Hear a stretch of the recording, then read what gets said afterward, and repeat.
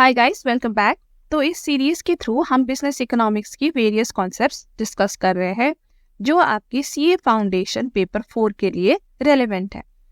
हमने already chapter 1 discuss कर लिया है और अभी हम चैप्टर 2 में है जहाँ पे हम theory of demand and supply study कर रहे हैं। आज हम डिस्कस करने वाले हैं अबाउट मार्केट डिमांड। तो चलिए स्टार्ट करते हैं। नाउ पिछली वीडियो में हमने लॉ ऑफ डिमांड पढ़ा था, राइट? और हमने एक डिमांड शेड्यूल बना के भी देखा था कि कैसे at various prices the demand is different, right? जब हम प्राइस कम कर रहे थे तो हमारा डिमांड इंक्रीज हो रहा था। लेकिन एक्चुअली जो शेड्यूल हमने पिछली बार देखा था वो इंडिविजुअल डिमांड शेड्यूल है, यानी कि एक इंसान का हम डिमांड देख रहे थे कि कैसे जब हम प्राइस डिक्रीज कर रहे थे तो उस इंसान का डिमांड इंक्रीज हो रहा था। अब मार्केट डिमांड क्या है? तो ये market demand is basically the sum total of individual demands. Market में जितने भी लोग हैं, अगर हम सारे के इंडिविजुअल डिमांड शेड्यूल बनाए और उसको ऐड कर दे तो पूरे मार्केट की कितनी डिमांड है हमें पता चल जाती है, राइट? तो उसी को हम मार्केट डिमांड कहते हैं। देखिए, the market demand for a commodity gives the alternative amounts of commodity demanded per time period at various alternative prices by all the buyers in the market. Market में सारे buyers को आप ले लो, उनकी demand schedule बना लो, ठीक है? And then you add each individual demand. तो इस तरह से आपको मार्केट डिमांड मिल जाएगा और ये पर्टिकुलर टाइम पीरियड के लिए हम बना सकते हैं। In other words, it is the total quantity that all the buyers of a commodity are willing to buy per unit of time at a given price, other things remaining constant. देखिए, जब हम demand schedule बना रहे थे, individual demand schedule, तब हम सिर्फ demand और प्राइस के बीच के रिलेशनशिप को देख रहे थे, राइट? बाकी जो डिटर्मिनेंट्स है उनको हमने कांस्टेंट माना था। तो मार्केट डिमांड शेड्यूल बनाते हुए भी हम बाकी फैक्टर्स को, डिटर्मिनेंट्स को कांस्टेंट रखेंगे और सिर्फ प्राइस और डिमांड के बीच के रिलेशनशिप को स्टडी करते हैं। चलिए हम एक शेड्यूल बना के ही देख लेते हैं, आपको ज्यादा क्लियरली फिर समझ आ जाएगा कि मार्केट डिमांड होता क्या है। तो देखिए, यहाँ पे हम we are making the market demand schedule of good X per day. हर एक दिन गुड एक्स की कितनी डिमांड है मार्केट में वो हम देखने की कोशिश कर रहे हैं। अब मान लीजिए गुड एक्स के सिर्फ 2 ही बायर्स है, ए एंड बी, सिर्फ 2 ही लोग गुड एक्स खरीदते हैं ये पर्टिकुलर मार्केट में। तो अब हमें क्या करना पड़ेगा? हमें ए का अलग डिमांड, इंडिविजुअल डिमांड शेड्यूल बनाना पड़ेगा एंड बी का भी इंडिविजुअल डिमांड शेड्यूल बनाना पड़ेगा एट वेरियस प्राइसेस। फिर हम इन दोनों की डिमांड को हॉरिजॉन्टली ऐड करेंगे to get our total market demand, ठीक है? फॉर इंस्टेंस यहाँ पे देखिए, प्राइस 0 में ए डिमांड कर रहा है 3 quantities of good eggs and B demand कर रहा है 2 quantity, right? So total market demand would be 3 plus 2, that is 5. Similarly, at price 10, A की डिमांड है 2 units and B की है 1 unit. So total market demand would be 2 plus 1, that is 3. तो इसी तरह से various different prices में हम total market demand निकाल सकते हैं। हम सिर्फ यहाँ पे horizontally various customers, हर individual customer का demand add कर रहे हैं to get the total market demand. अब यहाँ पे तो हमने 2 ही कस्टमर्स लिया हुआ है, लेकिन एक मार्केट में बहुत सारे कस्टमर्स हो सकते हैं, राइट? तो सभी का हमें इंडिविजुअली डिमांड निकालना पड़ेगा एंड उसको हॉरिजॉन्टली ऐड करना पड़ेगा फॉर वेरियस प्राइसेस।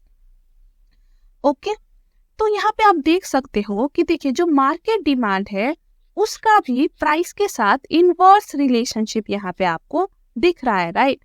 जैसे आप प्राइस इंक्रीज कर रहे हो आपका टोटल मार्केट डिमांड भी डिक्रीज हो रहा है। देखिए, जब प्राइस 0 था तो आपका डिमांड हाईएस्ट था, लेकिन जैसे ही आपने डिमांड इंक्रीज किया, प्राइस इंक्रीज किया, आपकी डिमांड कम होने लग गई।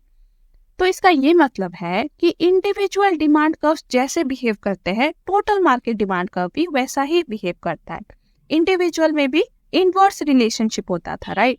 सो टोटल मार्केट डिमांड भी आपका इनवर्स रिलेशनशिप रखता है विथ प्राइस, यानी कि जब प्राइस इंक्रीज होता है डिमांड डिक्रीज होता है और जब प्राइस डिक्रीज होता है डिमांड इंक्रीज होता है। तो चलिए, यही टोटल मार्केट डिमांड को शेड्यूल को हम कर्व में, ग्राफ में प्लॉट करके डिमांड कर्व बनाते हैं। तो चलिए देखिए, यहाँ पे पहले कंज्यूमर ए का अलग से डिमांड कर्व बनाया हुआ है, right. So this is the demand curve for consumer A and this is the demand curve for consumer B. अब बेसिकली इन दोनों डिमांड कर्व को कंबाइन करके ही मार्केट डिमांड कर्व यहाँ पे बनाया गया है। देखिए एट 30, जब प्राइस 30 है तो दोनों की ही डिमांड 0 है, right. So market demand is also 0। At price 20 A demand कर रहा है 1 यूनिट, लेकिन बी कुछ नहीं डिमांड कर रहा है, बी की 0 है, right. So market demand is also 1। Similarly at price 10, देखिए ए की डिमांड है 2 यूनिट्स और बी की डिमांड है 1 यूनिट।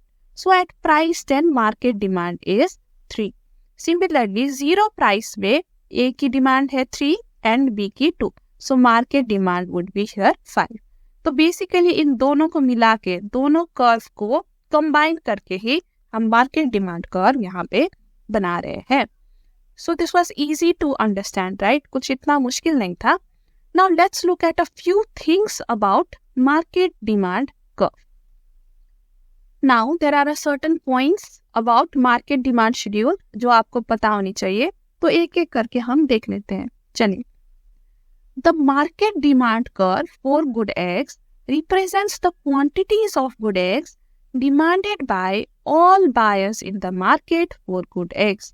देखिए मार्केट डिमांड कर्व क्या रिप्रेजेंट कर रहा है कि सारे buyers, all the buyers in the market कितना डिमांड करे गुड एग्स की, वो हमें मार्केट डिमांड शेड्यूल से पता चल रहा है, राइट। तो ये तो आपको पता ही था। Now the market demand curve is obtained by horizontal summation of all individual demand curves। देखिए सारी इंडिविजुअल डिमांड कर्व को सम करके या कंबाइन करके हम मार्केट डिमांड कर्व निकालते हैं। The market demand curve, like the individual demand curve, slopes downwards to the right because it is nothing but the lateral summation of the individual demand curves। तो आप यहाँ पे figure में भी देख सकते हैं कि मार्केट डिमांड कर्व भी डाउनवर्ड स्लोपिंग होता है, right.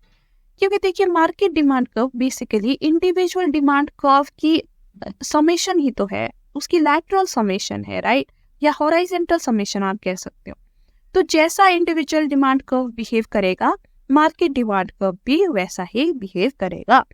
So these were 3 easy points. Now let's move on.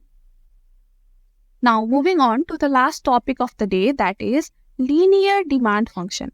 देखिए डिमांड फंक्शन हम पहले भी स्टडी कर चुके हैं, right. It is basically the relationship between demand and its determinants। अगर वो रिलेशनशिप को हम इक्वेशन फॉर्म पे लिखते थे तो उसी को हम डिमांड फंक्शन कहते थे। अब लीनियर डिमांड फंक्शन क्या है? देखिए अगर आपका डिमांड कर्व एक स्ट्रेट लाइन डिमांड कर्व है और हम सिर्फ प्राइस एंड डिमांड के बीच के रिलेशनशिप को स्टडी कर रहे हैं कीपिंग अदर डिटर्मिनेंट्स कांस्टेंट, तो उस टाइप की डिमांड फंक्शन को हम लीनियर डिमांड फंक्शन कहते हैं। देखिए the straight line demand curve where we hold everything as constant is described by a linear demand function.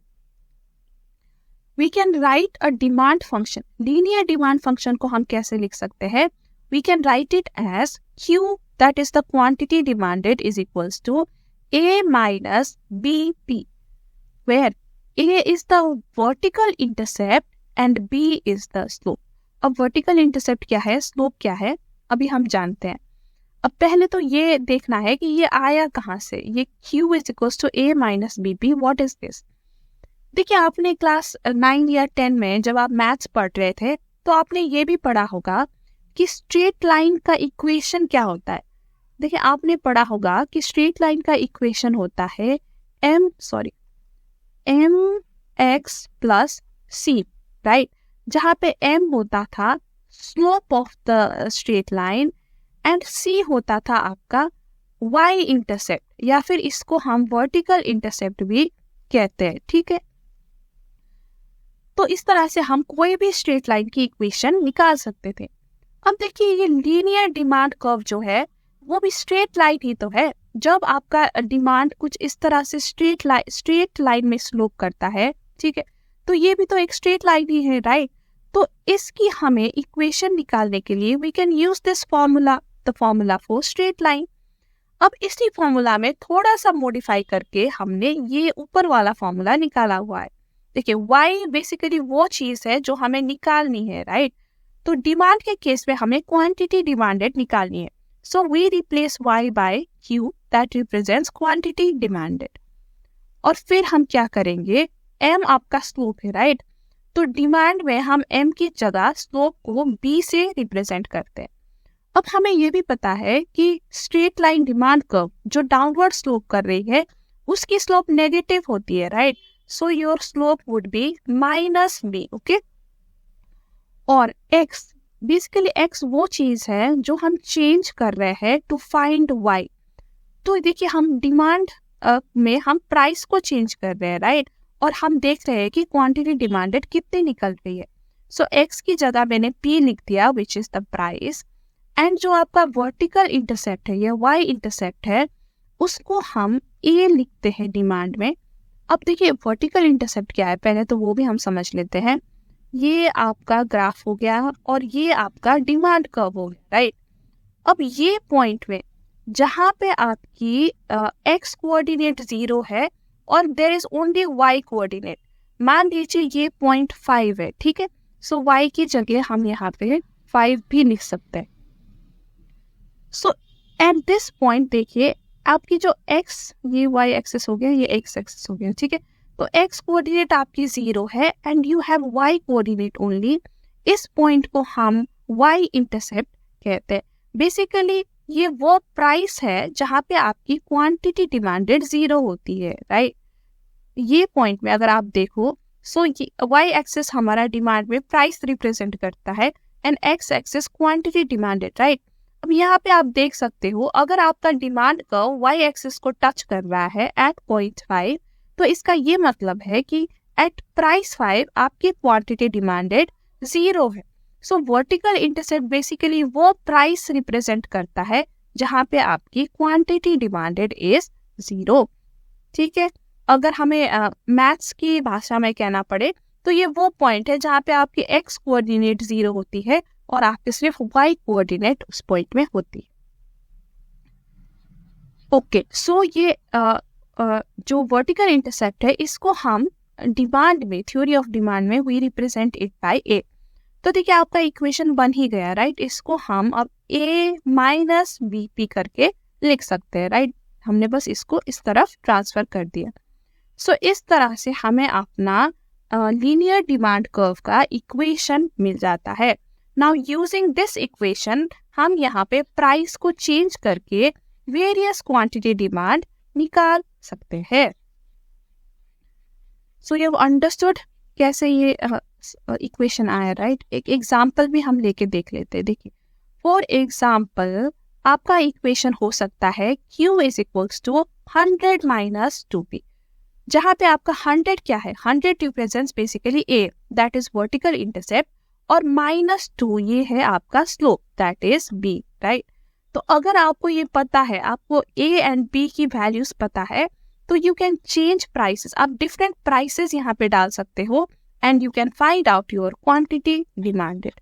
या फिर अगर आपके पास क्वांटिटी डिमांडेड है एंड आपको प्राइस निकालनी है तो वो भी आप निकाल सकते हो, राइट? सिंपली इस इक्वेशन को आप इस तरह से चेंज कर दो, राइट? देन सबको 2 से डिवाइड कर दो, is equals to 100 by 2 minus Q by 2.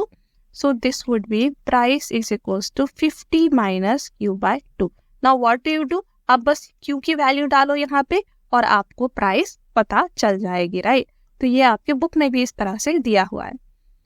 So with the help of this equation, linear demand function, with the help of linear demand function, you can find out the quantity demanded at various prices, and you can also find out the price for various quantity demanded given कि आपको A and B की value पता है।